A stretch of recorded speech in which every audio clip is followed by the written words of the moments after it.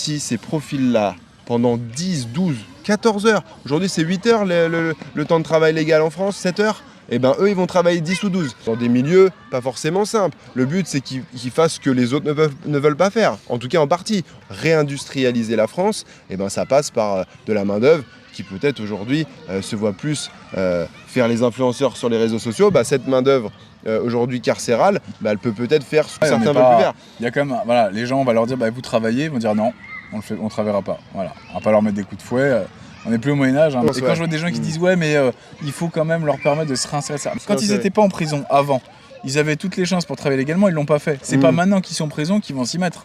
Est-ce qu'on peut pas essayer de les amener justement à peut-être envisager de se réinsérer en prouvant leur bonne foi, en montrant qu'ils sont prêts à travailler? Ça passe par justement une réduction de la peine s'ils font le nécessaire et qu'ils montrent de l'investissement dans ce qu'on va leur proposer à faire. On peut aussi être un peu plus strict, c'est-à-dire qu'aujourd'hui, tu veux une console dans ta cellule, tu veux une plancha dans ta cellule, tu veux un paquet de cigarettes, tu veux un téléphone portable, et encore ça je trouve ça un peu inadmissible. Le contrôle est difficile, mais ça reste interdit. Et comment on peut aussi m'expliquer que si c'est interdit dans l'endroit qui est censé être le plus sécurisé de France, on arrive à se le procurer? Ça aussi, ça n'a aucun sens. Encore une fois, c'est un autre débat. Les lois sur les palpations obligatoires ou non, sorties de parloir, etc. Tout ça, c'est encore une affaire de justice.